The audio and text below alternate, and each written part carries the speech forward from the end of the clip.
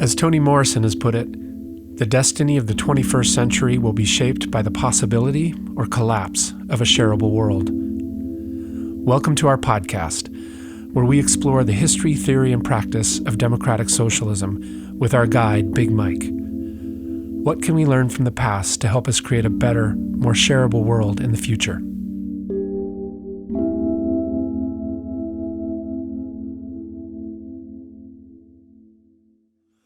All right, welcome back, everybody, to A Shareable World, the history, theory, and practice of democratic socialism with Big Mike. And Hi. Good morning. So the topic has been, we've been leading up to the Cold War generally, Right. and with an eye on kind of what the legacy of the Cold War has left us, Right. and especially thinking strategically on the left. But I think, so where are we going to start? We still have the Cold War itself to get through? Yeah, I want to concentrate on the Cold War. You know, it's really very interesting that here we are at the end of the second decade of the 21st century, I guess it is. And the Cold War is only 50, 60 years ago. And it's almost completely forgotten from our consciousness. That's partly due to the fall of the Soviet Union and the universal victory of capitalism, or so they tell us. But the fact that an event which so consumed everything for so long could be so quickly forgotten says a great deal about our attitude toward history. And of course, because the Cold War really was at the root of the way we think today, we're still living in the trail of the comet of the Cold War, to use some hyperbole. We really need to revive the history of it. We need to remember all of these things. So I want to remember today some of these things and sort of go back to basics. So at the end of the Second World War, and we ended up at this point, I think, last time. At the end of the Second World War, the world could be divided up into what I now think of as 4 different zones. And by that, I don't mean just geographical zones. I also mean political, ideological, etc. And for our discussion, I would define those zones something like the following. First of all, there was the West. We talk about the West incessantly. That seems to be a fixed star in the firmament of our intellectual lives. But what the West really meant in the Cold War was primarily North America, and even more specifically, it meant primarily the United States. Mm-hmm. The United States stood there, very large, very powerful at the end of the Second World War, militarily powerful, economically powerful, but very distinctive. Even in the North American continent, I would argue distinctive from Canada to our north and Mexico to our south in terms of our positioning ourselves and in terms of our thinking about the world system as it existed at the end of the war. The great enemy of the West, if I defined it just the way I did now, was the East, of course. But the East, in this case, really meant the Soviet Union. And as time went on, it's what we called the satellite countries of the Soviet Union. Now, that word East, of course, extended geographically all the way to deep Asia, because the first satellite country of the Soviet Union was Mongolia, which turns communist already in 1921. Wow. I mean, people seem to forget that the Communist Party takes over Mongolia only a few years after the Russian Revolution in 1921. And this is a Mongol Communist Party coming out of Siberia, not the Russians marching in and occupying it. And then, of course, immediately after the Second World War, socialism is spread to Eastern Europe, very much on the backs of the soldiers of the Red Army, and not out of line with the idea of the permanent revolution that Trotsky had, except that, of course, this was done militarily rather than as a popular revolution, but nonetheless, the spread of socialism. So that's the East. Then there was an area which we don't really define very well with a word, but which existed quite independently. And I sort of thought we should call it the Middle West, by which I'm referring to Western Europe, Northern Europe, Great Britain.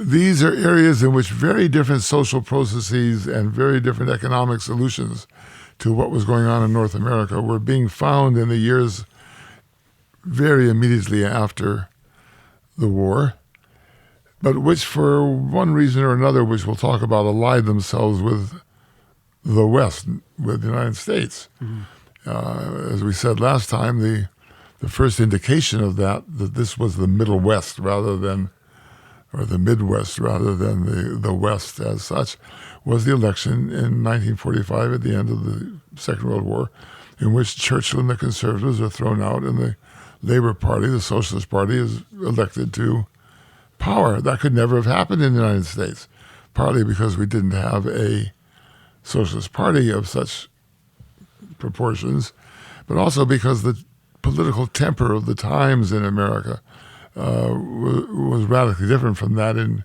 Britain or in Western Europe. Most of the governments of Western and Northern Europe were either socialist or had Socialist Party participation in them when the war came to an end. We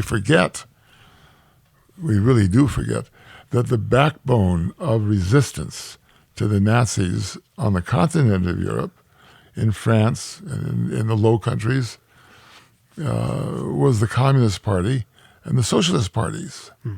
There was a huge amount of collaboration in the center and the right, and the resistance really was on the left. And that resistance, which we used, America depended very much on that resistance to weaken the German position on the continent, particularly in light of the fact that we knew we were going to have to invade and actually conduct warfare on the European continent. So we had to define them in a way they were acceptable to us.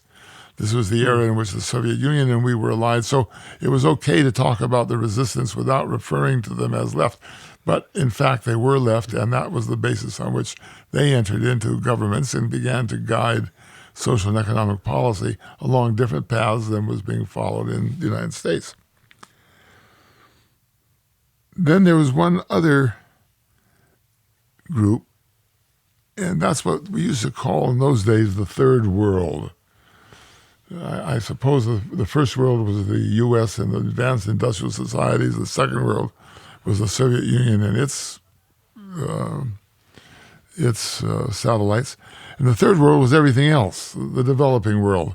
I mean, the developing world was very large. It included all of Latin America south of the Rio Grande. It included all of Africa, the Middle East, all of Asia. And the third world faced radically different problems than the first or second, than the West, the Midwest, and the East. First of all, a huge proportion of it had been colonized by America and the Western European powers. And after fascism is defeated in the Second World War, they want their independence. In the decade of the 50s and on into the 60s, this is particularly the case in Africa and in Asia. They wanted their independence, and that independence was in many areas, such as Algeria, for example, Vietnam, and so forth, resulted in real warfare, the desire for independence. And in those areas that were legally independent, like most of Latin America, you had still economic imperialism that they were trying to shake off. They wanted independence of their economies and societies, as well as a more narrowly defined political independence in international law. And then, of course, there's China, which was always independent, but stood up, as Chairman Mao said, October 1st, 1949. That's only 3 to 4 years after the Second World War. It's very hard for us now to realize these portentous events that took place so quickly. When the Chinese threw the West, threw capitalism out, and as Chairman Mao said, from the gate of heavenly peace, China stood up, and it's been standing taller and taller ever since, right? There was India, which achieved its independence relatively peacefully until they got independence, and then all hell broke loose with the partition. And it was terribly violent. But nonetheless, this whole region, huge swath of the world, constituted an area that recognized among themselves a common circumstance, which is that they had been victimized one way or the other by the West in their eyes. It should be pointed out that in the ensuing years, this third world decided to, a consequence of the division of the world in these terms is, of course, that a Cold War developed. Churchill in Fulton, Missouri in 1946 gives a speech in which he says an iron curtain has fallen across Europe. So that's a recognition of the state of affairs of the relationship between the capitalist or semi-capitalist West and Midwest and the communist East. But one of the most important battlegrounds in the West versus East competition was the Third World. Throughout the Third World, there was tremendous competition for who was going to beat out the other. One looks at South Africa, for instance, which remains a kind of independent, racist, imperialist society until the 1990s. But in it, the opposition, the anti-apartheid movement, was led primarily by people who identified themselves as communists or as left-wing socialists. And the leadership, which the world idolized without reference to their party membership, the leadership of the anti-apartheid movement among themselves and among the cognoscenti on the left knew who they were.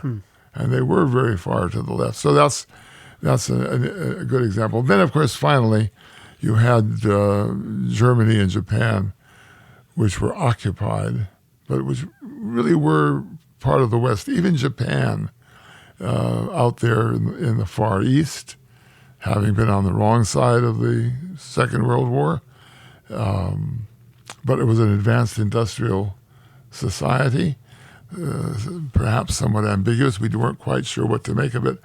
But American policy towards Germany and Japan was a wise policy, of course, in the long run, namely that we didn't want to make permanent enemies of them. We realized what happened in Europe after the First World War, where a bad settlement with Germany led to fascism. So we conducted a relatively positive policy towards Germany and Japan. So they emerged from the Second World War and the reconstruction after the Second World War as allies of the, and very important allies of the West rather than the opposition. But there was a period, especially in Japan in the late 1940s, when the left was very strong in Japan. So that's the kind of geographical spread of the situation. The competition between the West, mainly the United States, and the East, the Soviet Union, and its satellites, in the Midwest, in Western and Northern Europe, and throughout the Third World, was a very complex competition that took place in many registers simultaneously. So, and I want to mention what those are, so we keep them in mind. One was it obviously was a competition for power. In other words, this was not an ideological competition of intelligent journalists, hurling imprecations at each other in their various newspapers. This was about power, and the result of that was the arming of the world with the new technology that in those days, now that technology is almost primitive, right? The atomic bombs and missiles that both the Soviet Union and the United States, in our age of electronic warfare, that all has it's not quite spear and shield, but it's certainly not the sophisticated kind of warfare we face today. Again, how shocking the difference between that, a generation or two generations ago and today. We have radically changed our warfare. But so there was a competition for power, but the competition for power was accompanied by a deep competition in other areas as well. One was ideology. And by ideology, we mean the view of the world from which specific policies is derived. The difference between a world in which the free market is seen as a natural phenomenon operating according to its own rules, and a world in which, regardless of what one thinks about the reality of the Soviet Union, a world in which the economy was understood to be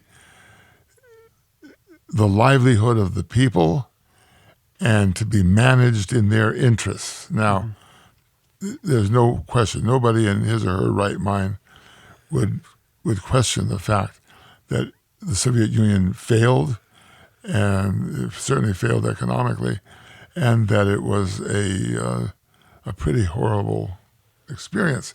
But ideologically, they did argue, and ideologically, many people outside of the Soviet Union believed that that was a reasonable alternative to the free market, namely a controlled market or no market at all, a completely state-organized economy working for the interests of the people, supposedly.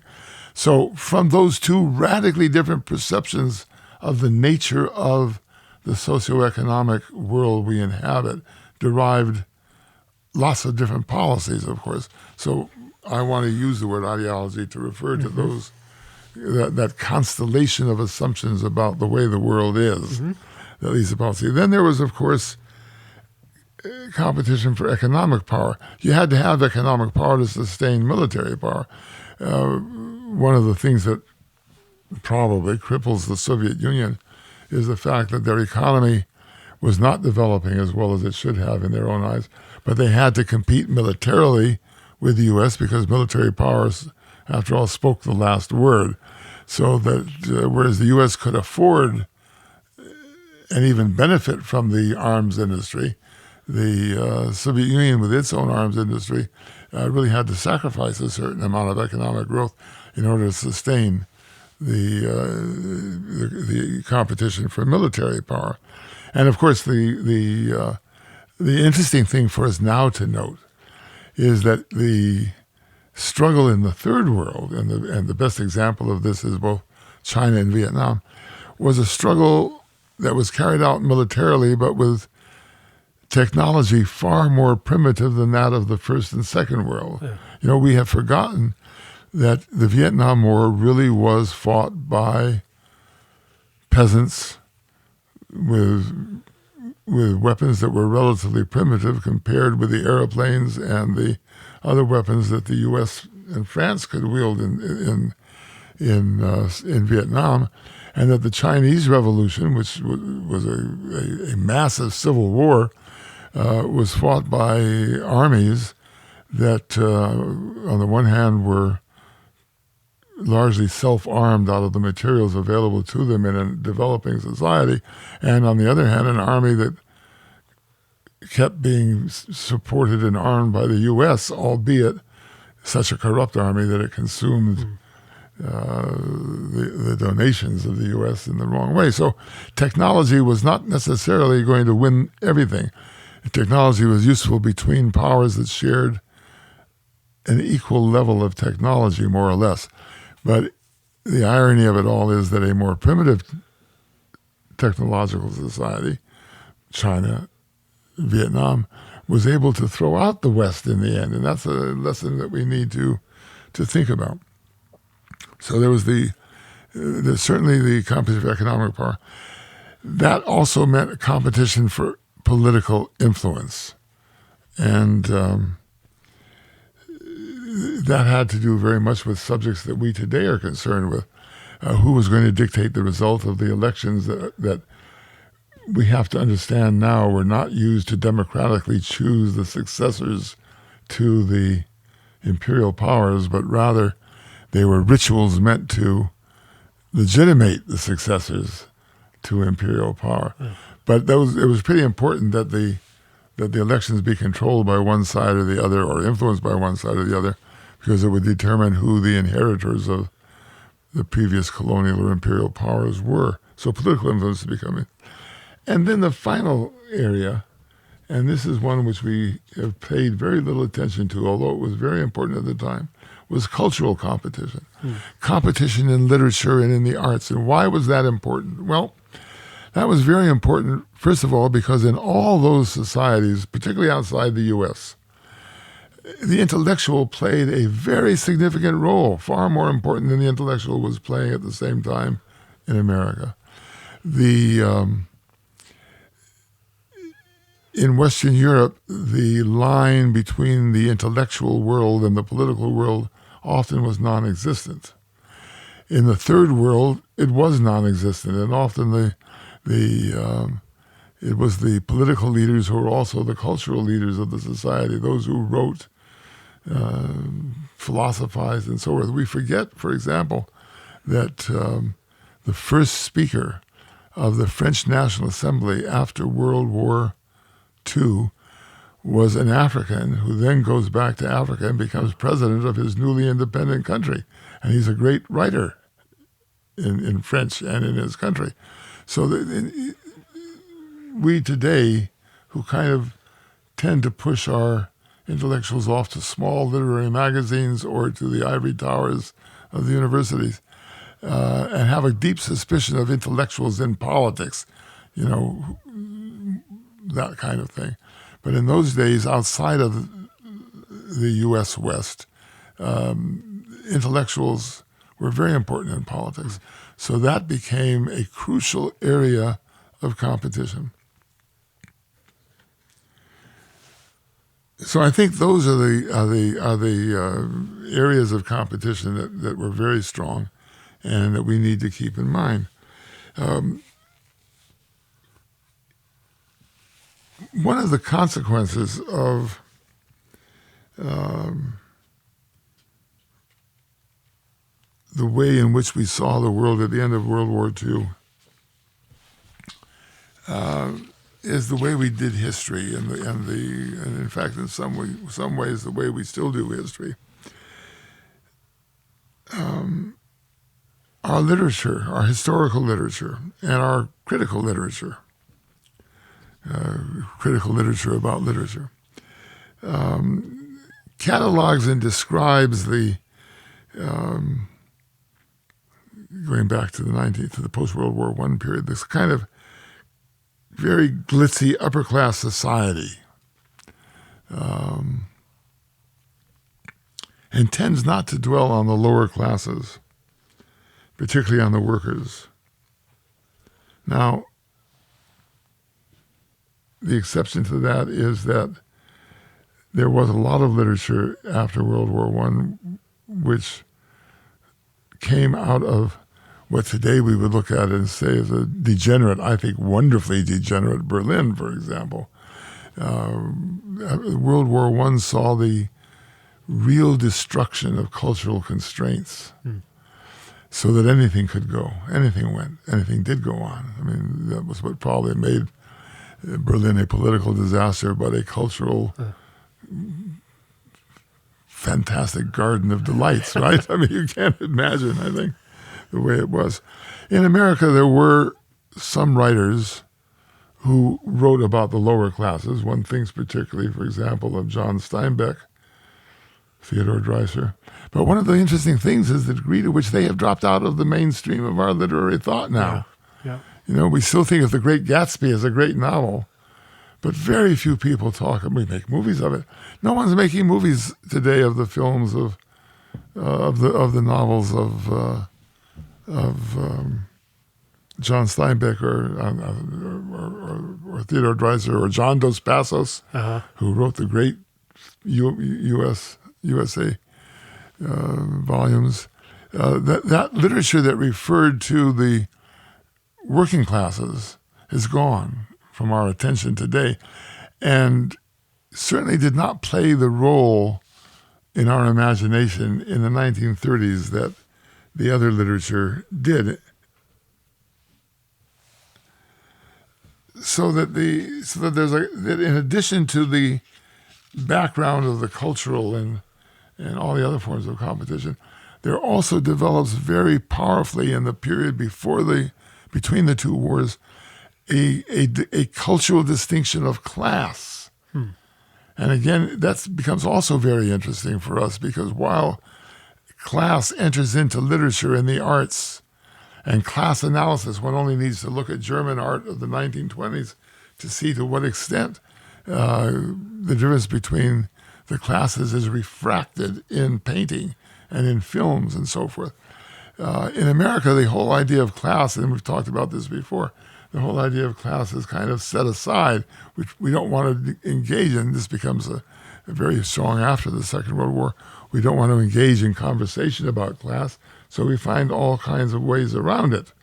I would argue that in those days after World War II, we started talking about strata, income strata, interest groups, things like that. Now we talk about identity groups, and these are all ways to get around the conversation about class and class conflict.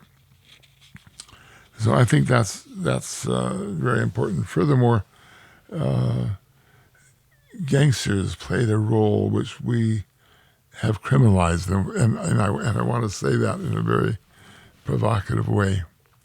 The growth of the mafia, we understand it in the U.S. very much as a product of immigration and so forth, but actually there is serious thought, a serious school of thought that I find not unattractive.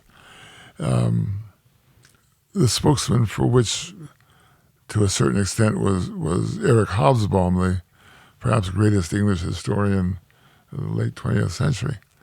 And that is that the mafia was a form of social revolt. Huh.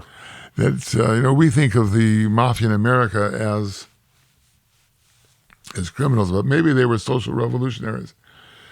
The parallel is drawn that if you look back at the history of criminal organizations in the period just before World War I, but certainly during the period between the two world wars, they were, you might think of them as shadow governments.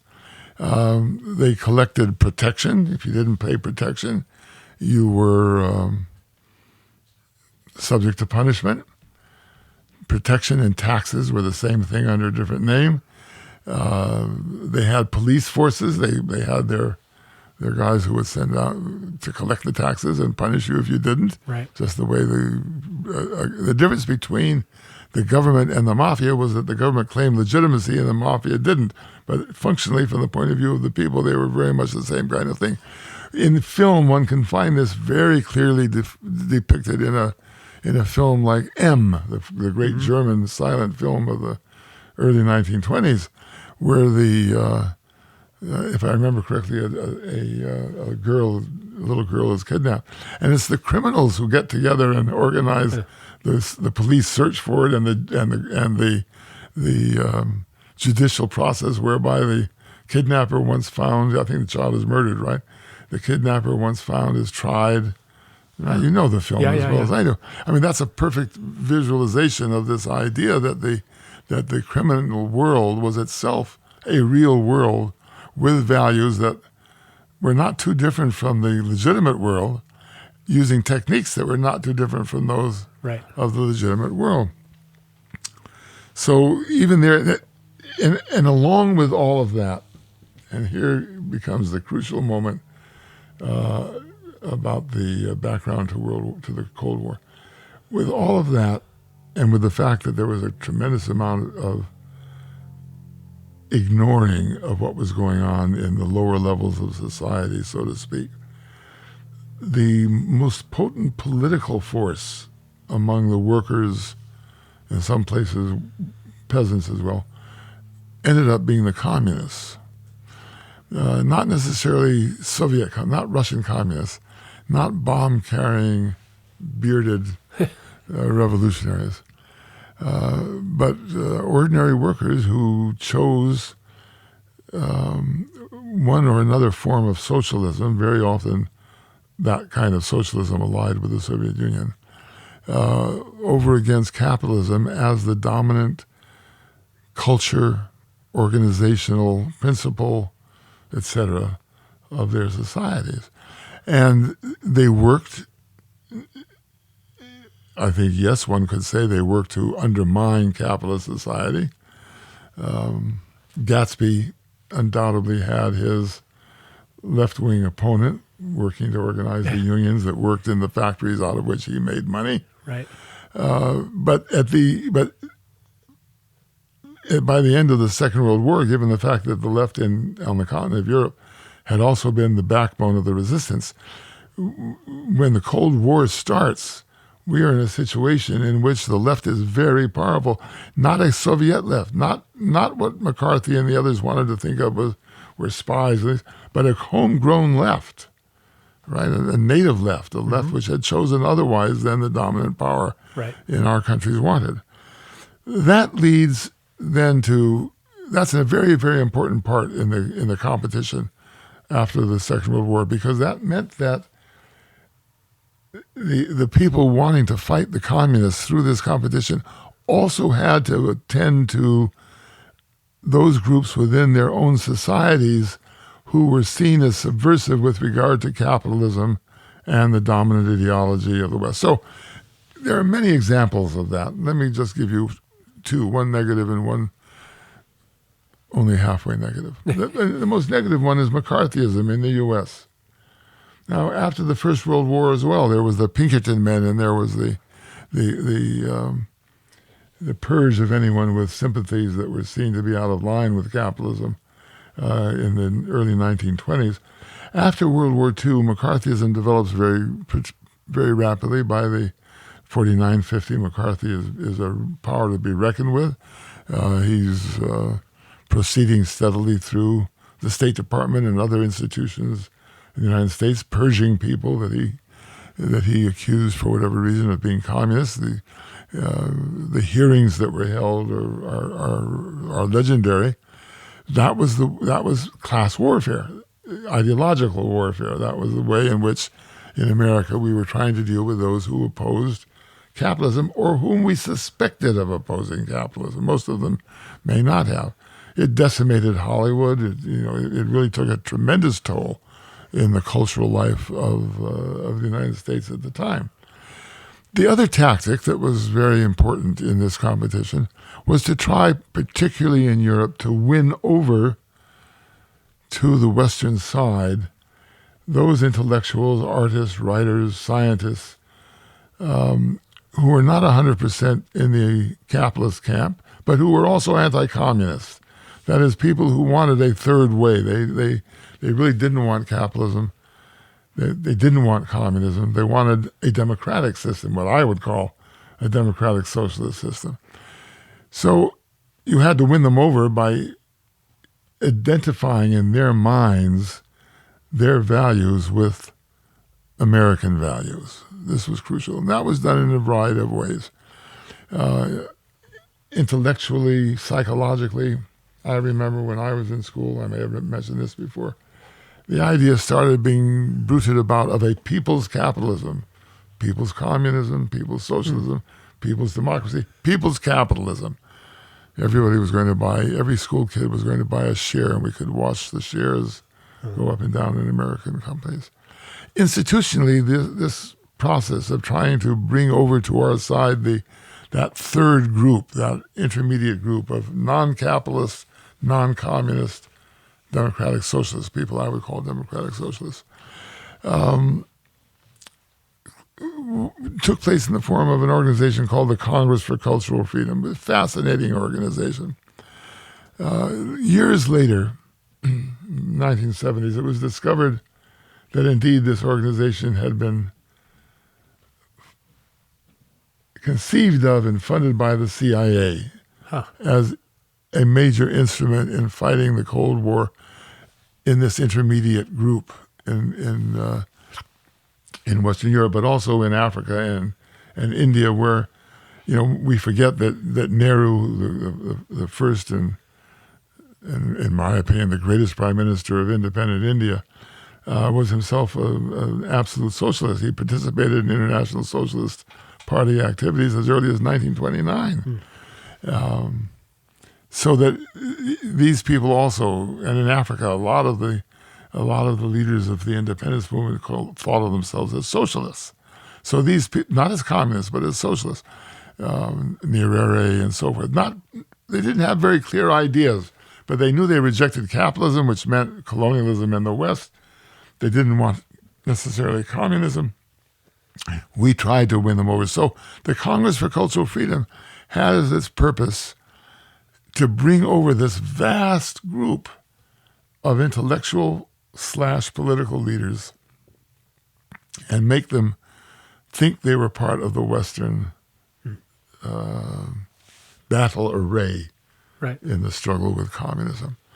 And this took a variety of very interesting forms. The organization was headquartered in Paris, of course, where any international organization in the intellectual world has to be headquartered. They published fantastic journals. One of the intellectuals and political people outside of the present leadership of the United States read.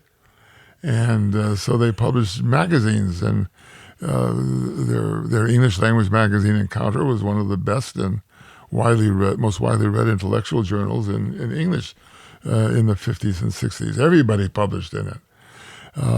They published journals in French and Spanish and German, and they published a journal for scientists and all over the world, one in South Asia.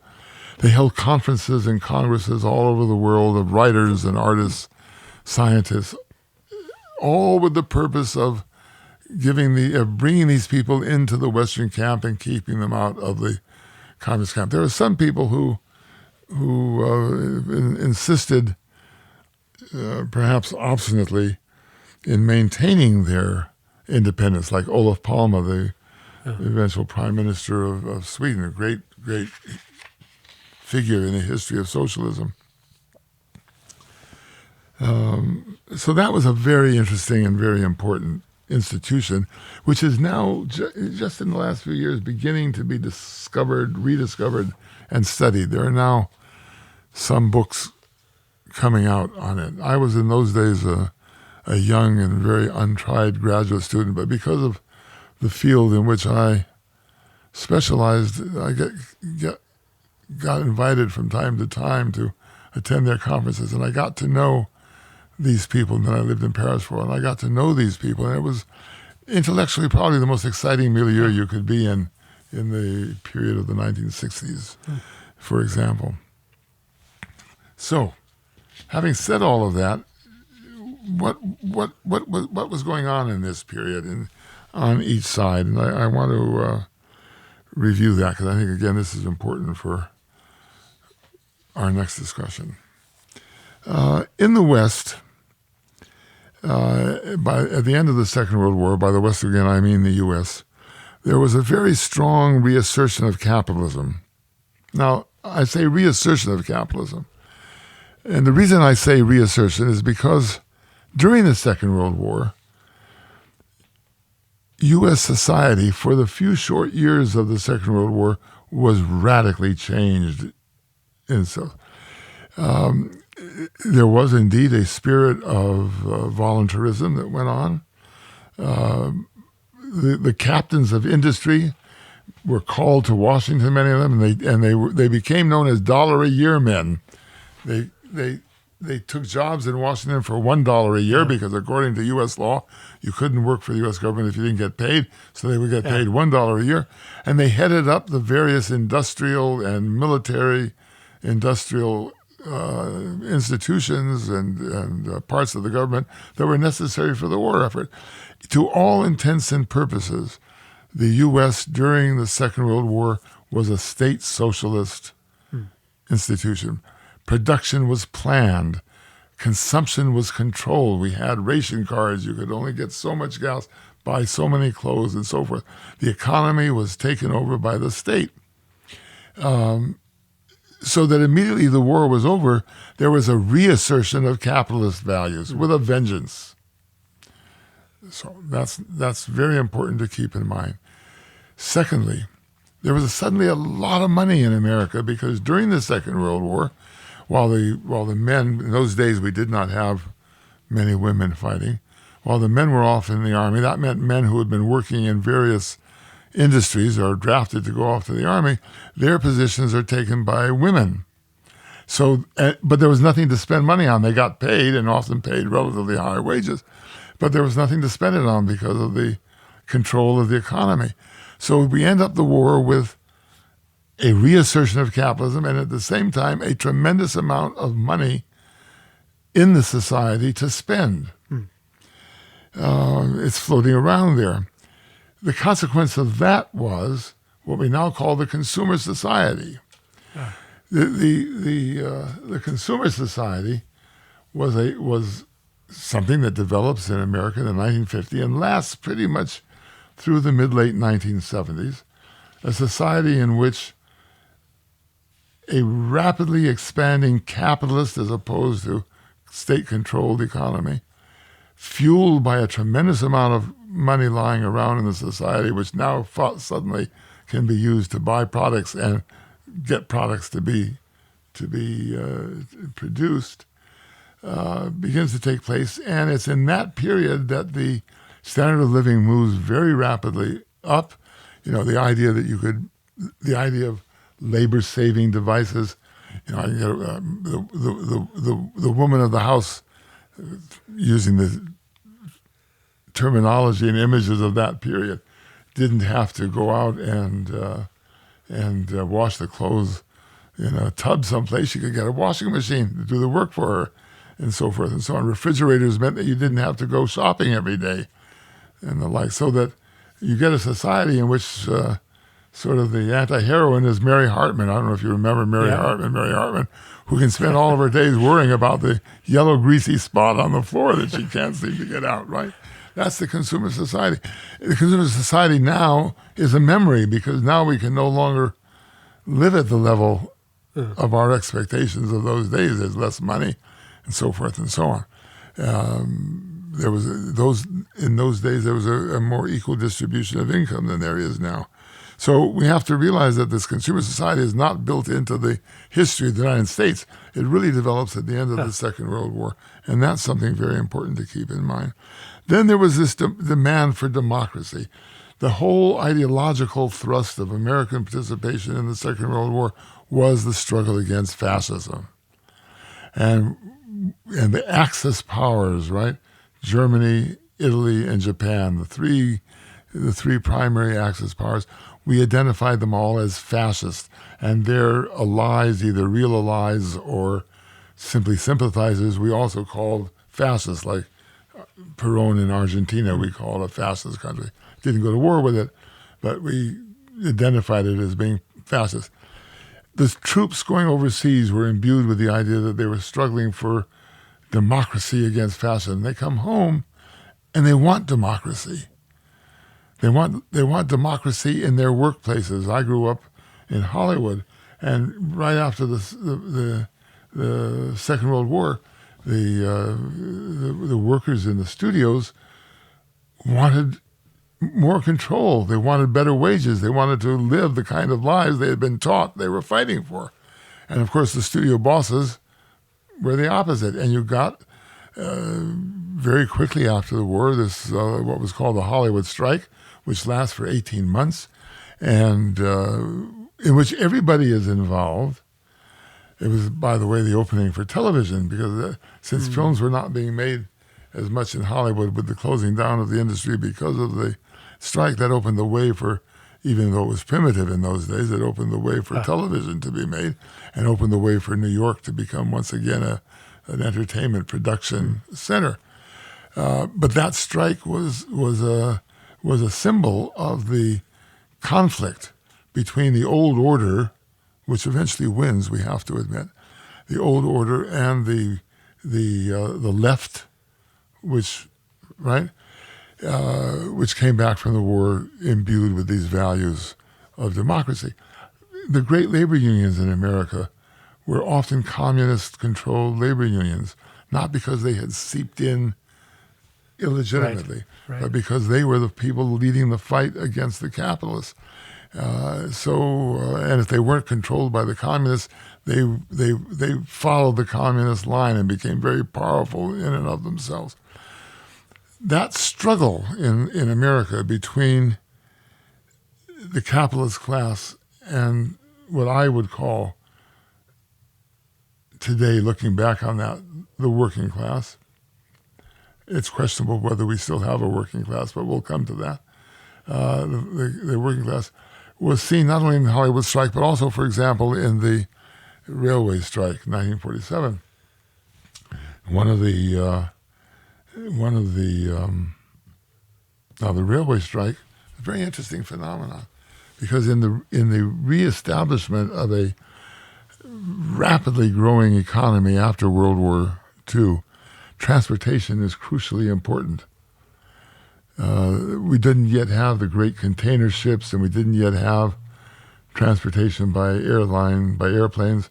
The role of airplanes in our economy doesn't really develop until the 1950s. It's hard for us today to realize how recent in history all these developments are. We take them so for granted. But transportation, railway transportation, was absolutely crucial to the return to capitalism of the United States. And along in 1947, the railway unions go on strike. So Truman then has Congress pass a bill which very much restricts the right of the unions to strike. There were several provisions of this bill, the Taft-Hartley bill it was called, which are indicative of this. One is that whereas before you had to be a member of a union to get a job, called a closed shop, under the new bill you got a job and then you could join the union. That's a big difference, right? The so-called right to work wasn't about the right to work. It was about the right not to join a union. And that right not to join a union, which sounds liberal in some people's ears, actually was an attack on the power of the working class to negotiate the conditions of work. And that's very important for us now to think about. And then it imposed a waiting period before you went on strike and all kinds of things of that sort. So that was a very important first blow against the left, against the working class in America in post-World War II. So that takes place. Then you've got McCarthy going after the political left, or whoever he identifies as being political left. And you begin to realize how in let's say the decade after 1945, down to 1955 or so, you get, even within the United States, this Cold War, which we think of only internationally, going on internally and going on very strongly. It affected, and we'll come back to this later, I hope, maybe in our next conversation, it affected the way we think, what we study. It still affects the way we study.